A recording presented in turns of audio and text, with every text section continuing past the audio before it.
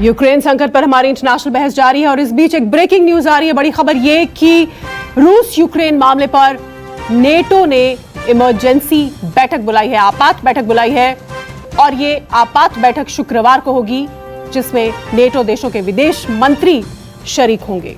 शुक्रवार को नेटो देशों की बैठक होगी। और अब चलते हैं हमारे मेहमानों के पास। लेफ्टिनेंट जनरल कुलकर्णी हमारे साथ जुड़े हुए हैं, मेजर जनरल अजय चतुर्वेदी हैं, अमेरिका से हमारे साथ वरिष्ठ पत्रकार नेहा पंत हैं, साथ ही हमारे साथ विदेश मामलों के जानकार रोबिंदर सचदेवा हैं। रोबिंदर जी, ब्रेक से पहले हम चर्चा कर रहे थे कि जैसा कि कहा जा रहा है कि आज की रात कयामत की रात है कीव के लिए, यूक्रेन की राजधानी के लिए, और अगर कीव पर रूस कब्जा कर लेता है जिसकी आशंका जताई जा रही है, तो हम डिस्कस कर रहे थे कि ऐसे में ज़ेलेंस्की का क्या होगा अगर वो वहीं पर मौजूद है अभी कीव में। तो देखिए, ज़ेलेंस्की को भागना पड़ेगा, अंडरग्राउंड होना पड़ेगा या पकड़े जाएंगे। उनके आसपास के 200-300 लोग जो टॉप इंटेलिजेंस ऑफिशियल्स वगैरह है, रशिया आकर के उनको मारेंगे। उनको पता है ये कट्टर एंटी रशियंस हैं, अगर ये रह गए तो ये कुछ ना कुछ खुराफात करते रहेंगे, तो रशियंस कुछ लोगों को क्लियर कट एलिमिनेट करेंगे। बट आपकी परमिशन से मैं 10 सेकंड लूंगा इंडियन बच्चों के बारे में जी। हमारा एक सजेशन है, 3 दिन से चल रहा है, हम बार बार बात ये कह रहे हैं, भारत जो बच्चे ला रहा है पोलैंड रोमानिया से ला रहा है, यूक्रेन के अंदर से हम नहीं निकाल पा रहे उन्हें। यूक्रेन के अंदर से निकालने का कोई आसार नहीं है। एक छोटा रास्ता हो सकता है, भारत यूनाइटेड नेशंस को बोले कि यूएन, आप एक not peace keeping force but कोई यूएन की मिशन फोर्स बनाओ। दुनिया भर के जो इंटरनेशनल बच्चे यूक्रेन में, हम केवल भारत का बोलेंगे तो गलत लगेगा, it will be selfish, right. दुनिया भर के करीब 80,000 टोटल हैं यूक्रेन में, अब 50 रह गए होंगे। उन सब बच्चों को ब्लू बसेस, ब्लू कॉन्वॉयज में सिक्योरिटी के साथ बॉर्डर्स पर लाओ। इसमें रशिया मानेगा, यूक्रेन मानेगा, चाइना मानेगा, सब लोग एग्री करेंगे। भारत को थैंक्स मिलेगी, ग्लोबल गुडविल मिलेगी। इसकी काफी लॉजिस्टिक्स कॉम्प्लिकेटेड होंगी बट ये शायद करा जा सकता है। इसके अलावा कोई और रास्ता नहीं बच्चों, अदरवाइज तो हम भगवान के ऊपर डिपेंड कर रहे हैं। बच्चे बेचारे लड़ झगड़ के कैसे पहुंच रहे हैं बॉर्डर पे, आज तो वो वहां तो जान भी चली गई। हमने अपने डेफिनेटली पहुंचेंगे कैसे। So this can be one way. ये क्रिएटिव डिप्लोमेसी होगी भारत की। माना यूएन डिसफंक्शनल है, कुछ नहीं करता, पर यूएन को चैलेंज तो करो। तो prime minister should write a single 1 page letter. अच्छा सुझाव है ये, अच्छा सुझाव है। उम्मीद है कि हमारे जो लोग हैं वो इस उनके भी मन में ये होगा या इस पर वो भी इस तरह की रास्ते पर भी विचार किया जाएगा ताकि हमारे सब तमाम बच्चे जो हैं, जो छात्र वहाँ फंसे हैं, वो जल्दी से जल्दी स्वदेश लौटें, क्योंकि हालात वहाँ पे बद से बदतर होते चले जा रहे हैं। जनरल कुलकर्णी, अब आप कैसे देख रहे हैं कीव पर कब्जा? अब बस ज़्यादा वक्त नहीं बचा है, रूस का पूरा कब्जा हो जाएगा यूक्रेन पर।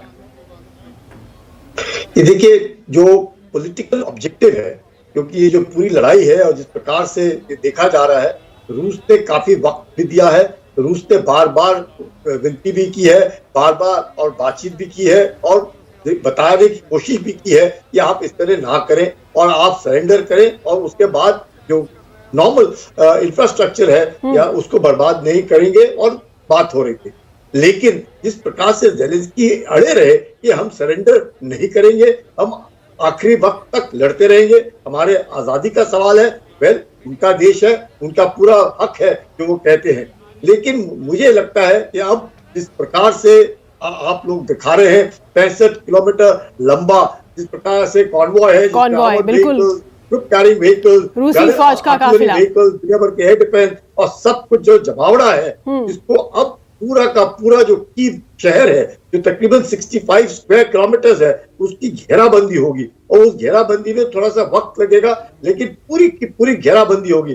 पूरा कम्युनिकेशन कीव का कटेगा, पूरा पानी कटेगा, पूरी बिजली कटेगी, पूरा जो भी आना जाना, जो भी सेफ पैसेज पिछले 2 दिन से दे रहे रूस, वो भी बंद हो जाएगा।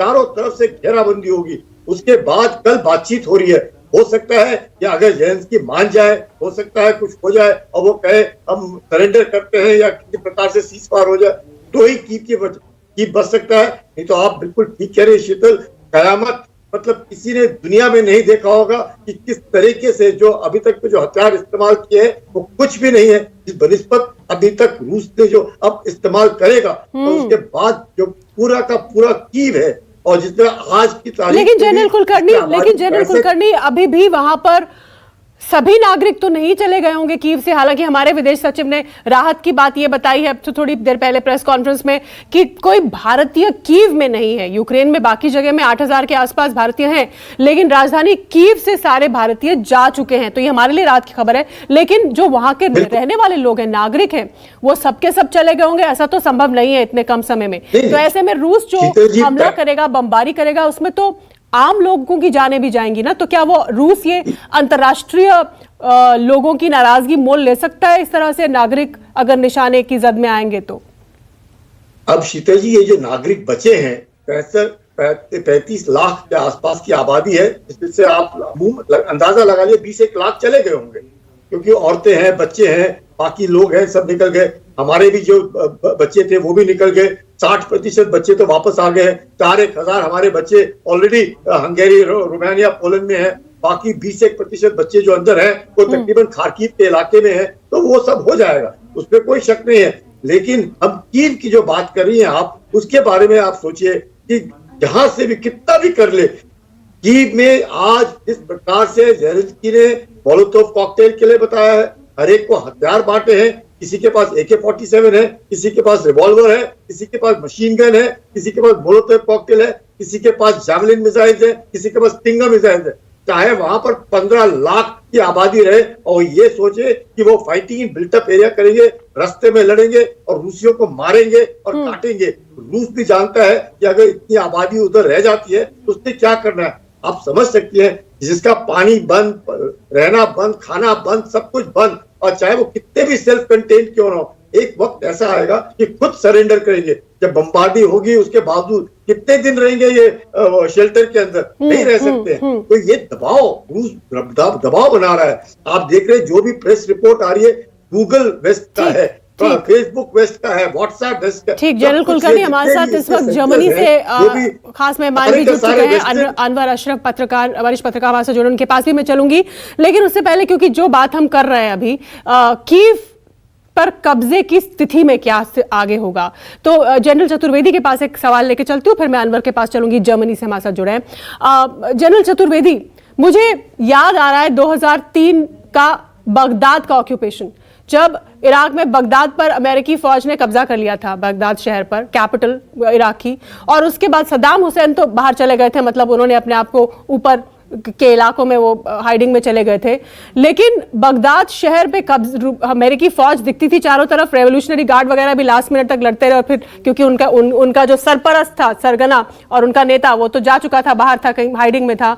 तो उसके बाद आम नागरिक सड़कों पर अपने मतलब बलबूते थे, बैंकों में लूट मचरी जो भी हो रहा है, अब अमेरिकी फौज वहां पर तैनात है, और आम नागरिक अपनी रोजमर्रा की जिंदगी किसी तरह से खींचने की कोशिश कर रहे हैं। क्योंकि मैं खुद वहां मौजूद थी उस वक्त, तो इसलिए वो तस्वीर मेरे दिमाग में ताजा हो रही है। कुछ ऐसा ही कीव में भी होने जा रहा है, अगर ज़ेलेंस्की कहीं सुरक्षित जगह में जाकर छिप गए होंगे तो? अगर ज़ेलेंस्की वहां रहते हैं तो एक डिफरेंट सिचुएशन होगी, और ज़ेलेंस्की अगर वहां से निकल जाते हैं तो एक डिफरेंट सिचुएशन होगी। एक देखिए, अगर ज़ेलेंस्की हैं तो वो एक कोजेंट फोर्स बना रहेगा पूरा, चाहे वो सिविलियन भी हैं, उनको एक उम्मीद रहेगी। लेकिन अगर ज़ेलेंस्की उनको छोड़ के चले गए, अबेंडन करके चले गए, तो हर कोई अपने अपने ऊपर हो जाएगा, फिर वो फोर्स नहीं रह जाएगा। वो बेचारे लोग, कोई हथियार लिए वो खामखा में गोली ही खाएगा, क्योंकि अगर उसके हाथ में हथियार है तो दूसरा उसको गोली मार देगा। तो इसलिए ये बहुत ही भयावह सिचुएशन होने वाली है। मुझे लगता है कि या तो ज़ेलेंस्की साहब रिजाइन करके सरेंडर करें, या वहां से छोड़ के निकल जाएं, जो भी उनको करना है करें। लेकिन उनको कोई हक नहीं बनता कि इस तरह से लोगों को की जान को खतरे में डालें। हाँ, क्योंकि उस वक्त भी जब मैं इस आज की तस्वीर को और कीव में जो कल होने जा रहा है उसको मैं उससे स्थिति से कंपेयर करती हूँ बगदाद से, क्योंकि एग्जैक्टली सेम सिचुएशन थी। हालांकि बस ये था कि यहाँ पर जो यूक्रेनी लोग हैं वो भी मूलतः रूसी ही हैं, उसी वहीं से निकले हैं, उसी मूल के हैं। और अमेरिकी और बगदाद के लोग जो थे वो अलग, बिल्कुल अलग एथनिसिटीज थी, अलग अलग लोग थे। लेकिन फिर भी आम नागरिकों पर गोलियां नहीं चलाई जाती थी। आम नागरिक लड़ते झगड़ते जरूर थे फौज से, पूरा शहर फौज के कब्जे में था, लेकिन वो मतलब अब कॉम्प्रोमाइज की स्थिति में वहां पर जी रहे थे। थे। तो वैसे ही हालात मुझे कीव में भी बनते नजर आ रहे हैं, लेकिन इसके लिए हमें इंतजार करना होगा अगले कुछ घंटों का। मैं जर्मनी चलती हूँ अनवर अशरफ के पास। अनवर, आज यूरोपियन यूनियन की सदस्यता मिल गई फटाफट से यूक्रेन को, और हमने एक बहुत ही इमोशनल और भावुक संदेश यूक्रेन के राष्ट्रपति का सुना, जिस पर स्टैंडिंग ओवेशन मिला, खूब ताली भी बजी। लेकिन सच्चाई तो यही है कि आप चाहे जितना मर्जी यूरोपियन यूनियन उनको सदस्यता दे दे, आर्थिक प्रतिबंध रूस पे लगा, आज की तारीख में ज़ेलेंस्की और उनका मुल्क, जो कि उम्मीद कर रहा था कि विदेशी और अमेरिकी और यूरोपीय देशों उनकी मदद की आस की बदौलत उन्होंने इतना बड़ा कदम उठाया, अपने देश को युद्ध की आग में झोंक दिया, वो बिल्कुल लाचार है आज की तारीख में। अब उनकी राजधानी भी ऑक्यूपाई होने वाली है। जी, आपने सही कहा शीतल। ये कीव और यूक्रेन एक बहुत जाहिर सी बात है कि इसके ऊपर अटैक हुआ है तो बहुत ही मुश्किल, अपने शायद इतिहास के सबसे खराब दिनों से गुजर रहा है। लेकिन मैं एक चीज यहां से आगे ले जाना चाहता हूं यूरोपियन यूनियन का, क्योंकि मैं जर्मनी में रहता हूं तो मैं यूरोपियन यूनियन के बारे में बेहतर समझ सकता हूं, बोल भी सकता हूं कि आने वाले दिन अगर आप लोगों को कीव और यूक्रेन के लिए मुश्किल लग रहे हैं तो यूरोपियन यूनियन के लिए भी बहुत कोई आसान चीज नहीं होने वाली है। सबसे बड़ी उसमें जो चीज है वो है एनर्जी सप्लाई का, और दो फैक्टर यहाँ काम करेगा बहुत तेज शीतल। एक तो कि एनर्जी सप्लाई और ऑयल सप्लाई, और दूसरा जो है वो माइग्रेंट क्राइसिस। अगर एनर्जी सप्लाई का आप सोचें, जर्मनी में करीब आधी जो गैस आती है वो रूस से आती है, हम सब जानते हैं, और ऑयल का भी बहुत बड़ा हिस्सा, शायद 1/4 के लगभग आता है रूस से। अगर रूस इसको काट देता है तो कल के दिन में, ठीक है अभी मतलब कि बाई चांस अभी वैसी ठंड नहीं पड़ रही है और मार्च शुरू हो गया है तो ठंड जो सर्दी होती है यूरोप की वो खत्म हो गई है, लेकिन फिर भी गैस की जरूरत तो डेली इसमें होती है। और आपके पास ऑल्टरनेटिव क्या है? आपको गैस या तो अमेरिका से लाना होगा या फिर आपको नॉर्थ अफ्रीका से लाना होगा, अल्जीरिया या ऐसे किसी देशों में। तो पहले तो ये पूरा सिस्टम एक दिन में नहीं बन सकता, एक हफ्ते में, एक महीने में नहीं बन सकता। दूसरा कि आप सोचिए उसमें कितनी बाधाएं होंगी, कितनी तकलीफें होंगी, कैसे उसके बारे में ट्रीटी बनेगी और कैसे वहां से गैस आएगा और वो कितना महंगा होगा।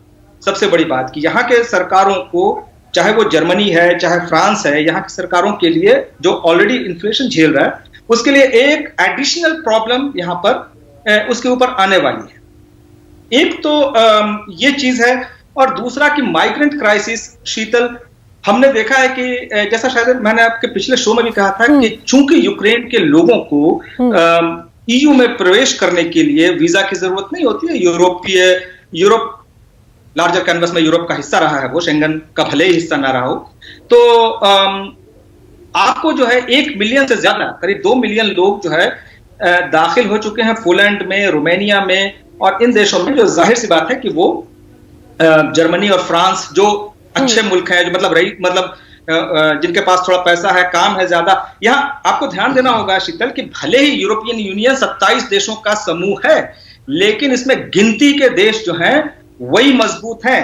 जर्मनी मजबूत है, फ्रांस मजबूत है, इसके बाद आप बोलिए स्पेन है, शायद इटली को आप जोड़ लें, उसके बाद कौन है? नीदरलैंड्स, बेल्जियम और ऐसे देश हैं। इन देशों पर आप इसके ऊपर क्या एतबार कर सकते हैं? एतबार तो ठीक है, लेकिन आप तो ऐसे में अनवर आपने बहुत अहम बात ये पॉइंट आउट की है। ऐसे में मेरा सवाल ये है कि जो आज फिर ये जो हुआ, जो वो यूरोपियन यूनियन का सदस्य बने, तो उससे यूक्रेन को या ज़ेलेंस्की को कितना और क्या फायदा हो सकता है इन हालात में? मुझे और चेक करना पड़ेगा कि इसमें जो है कौन से टर्म्स एंड कंडीशंस, क्योंकि कुछ बहुत सख्त शर्तें होती हैं यूरोपीय संघ में शामिल पूरी तरह से पूर्ण सदस्यता के लिए। लेकिन उसका फायदा ये होता है शीतल कि अगर आप यूरोपीय संघ के सदस्य हैं तो जैसे नेटो में होता है कि किसी एक सदस्य देश पर हमला पूरे यूरोपीय संघ पर हमला माना जाता है, तो वैसी हालत में यूक्रेन पर हमला जो है वो यूरोपीय संघ पर हमला माना जाएगा। अगर वो क्या वो सैन्य मदद कर सकते हैं या केवल आर्थिक मदद कर सकता है यूरोपीय यूनियन? सैन्य मदद कर सकता है, मतलब बूट्स ऑन ग्राउंड मैं पूछ रही हूँ, boots on ground European union की तो नहीं होता, नहीं हो सकता, तो नेटो का है। तो ऐसे में ये कंट्रोल आज से नहीं शीतल, एक लाइन मैं बोलूंगा, नेटो का कंट्रोल आज से नहीं, पिछले 50-60 बल्कि जब से वो बना है तब से ज्यादातर अमेरिका के हाथ में रहा है। डिस्पाइट कि वो इकलौता शायद कनाडा, 2 देश हैं वहां के अमेरिका के जो नेटो में शामिल है, लेकिन उनका ज्यादा प्रभुत्व उनके पास रहा है। क्योंकि जर्मनी देखिए अपने हिस्टोरिक पास्ट की वजह से वो अपने बूट्स कहीं भी नहीं ग्राउंड पे डालता है, बल्कि यहाँ के तो अब उन्होंने संसद अपना पार्लियामेंट उसमें कानून में संशोधन किया। हाँ, लेकिन उसको जर्मनी के रबिश आर्मी बोलते हैं क्योंकि वो कभी कॉम्बैट में शामिल नहीं रहा है। और वो जो है ज्यादातर एड के लिए, मेडिकल एड और लोगों को सहायता के लिए हमेशा उसने रहा, क्योंकि वो उसने अपना खुद ही तय कर रखा था कि वो किसी लड़ाई में नहीं पड़ेगा। तो आपके पास आर्मी बच जाती है फ्रांस की, क्योंकि ब्रिटेन तो निकल चुका है। तो आपके पास एक ही सदस्य है जो कि यूएनएससी का मतलब यूनाइटेड नेशन सिक्योरिटी काउंसिल का परमानेंट सदस्य है फ्रांस, और एक ही देश है जो कि परमाणु ताकत है फ्रांस। उसके अलावा आपके पास कुछ नहीं है यूरोपियन यूनियन में उस तरह से अगर देखा जाए। ठीक है, कंबाइंड वैल्यू उनकी बहुत ज्यादा होती है, लेकिन अगर रशिया से मुकाबला करिएगा तो वो बहुत कमतर पड़ेगी। और ये तस्वीरें हम दिखा रहे हैं अनवर और हमारे गेस्ट को और हमारे दर्शकों को। देखिए, ये टीवी टावर जो है कीव का, उस पर हमला हुआ है और हमले लगातार जारी हैं। और ये तस्वीर जो है ये अब आम है वहां पर, जो वहां पर तबाही हुई है। किस कदर बड़ा विस्फोट था ये, और टीवी टावर पर विस्फोट करके उसको तबाह करने का मतलब है कि जो लाइन ऑफ कम्युनिकेशन है या किसी भी तरह का संचार है जो वहाँ का मीडिया प्रसारण कर रहा है या जो लोगों तक कम्युनिकेट कर रहा है, फिर चाहे वो राष्ट्रपति ज़ेलेंस्की के संदेश ही क्यों ना हो, किसी भी मुल्क की राजधानी पर कब्जा करने से पहले सबसे पहले उनका जो कम्युनिकेशन का सिस्टम है उसको तबाह करती है दुश्मन देश की फौज या जो भी फौज जो है कब्जा करने की फिराक में होती है। ऐसा हमने पिछली जंगों में भी देखा है, चाहे इराक में हो, वहां पर भी पहले ऐसे ही किया गया था। सारा जितना भी मीन्स ऑफ कम्युनिकेशन था उसे तोड़ दिया गया था, और ताकि किसी भी तरह का अपने जनता से, अपने अवाम से जो का संदेश जो है वो वहाँ की सरकार ना दे पाए। और देखिए, ये टीवी टावर कीव का उड़ा दिया गया है ब्लास्ट से, और लंबा चौड़ा काफिला रूसी फौज का, टैंकों का कीव शहर में, उसकी तस्वीरें भी हम शाम से देख रहे हैं। और इसलिए हम कह रहे हैं कि आज की रात कयामत की रात है, इसलिए क्योंकि कीव जो राजधानी है, जो आखिरी किला है, वो आज की रात ढह सकता है। जी अनवर, आप कुछ कह रहे थे, फिर मैं अपने सभी मेहमानों से एक एक रिएक्शन लूंगी।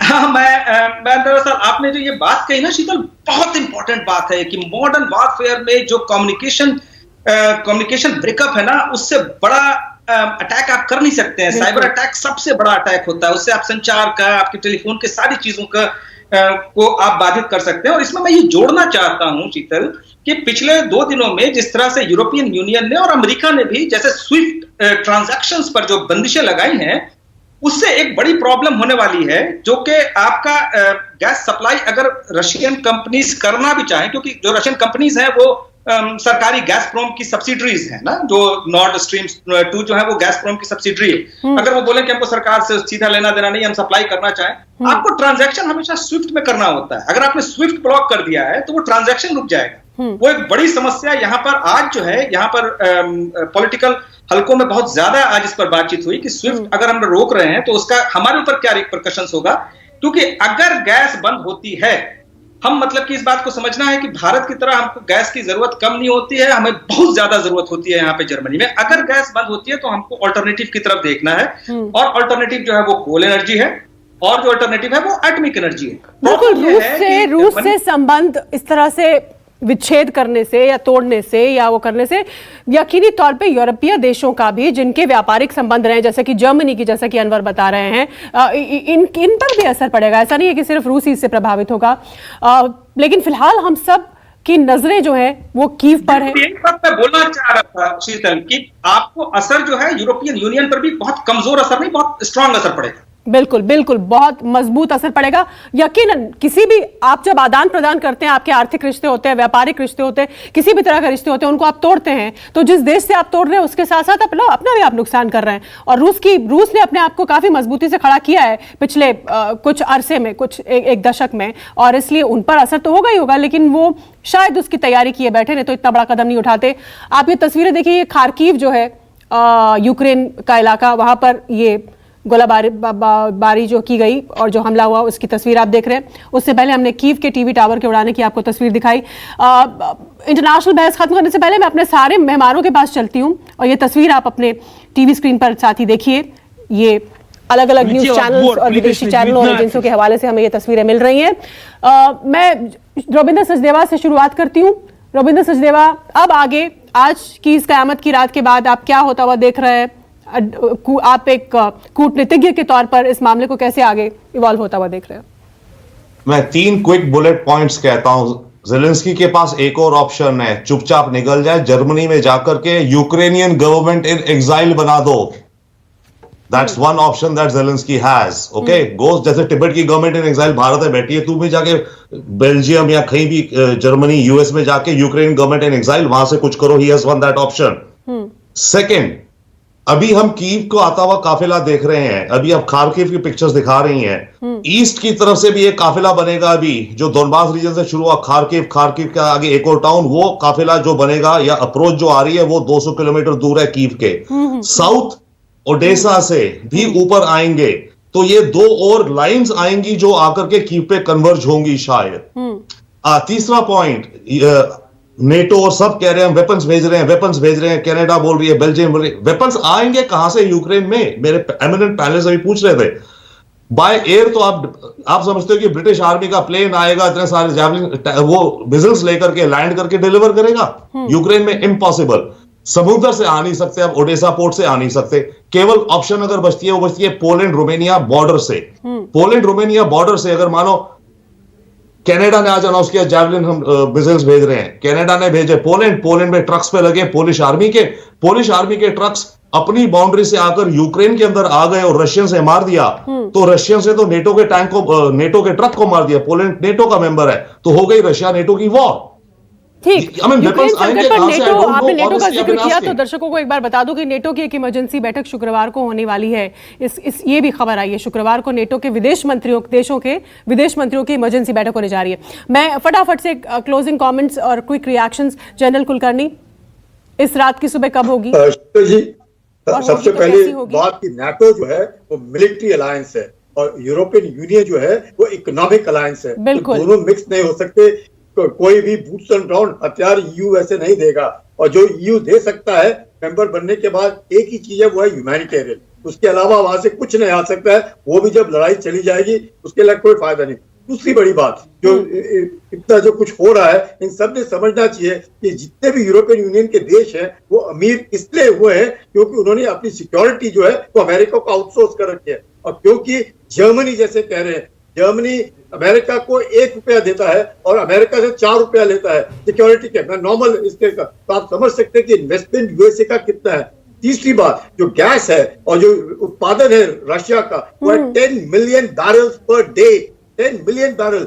भारत जो 3rd लार्जेस्ट कंज्यूमर है वो कंज्यूम करता है सिर्फ 4.5 मिलियन बैरल्स पर डे। तो आप समझ सकते हैं कितना है। 40% गैस जो है यूरोपियन यूनियन का पूरा जाता है रूस से। तो बहुत दिक्कतें आएंगी।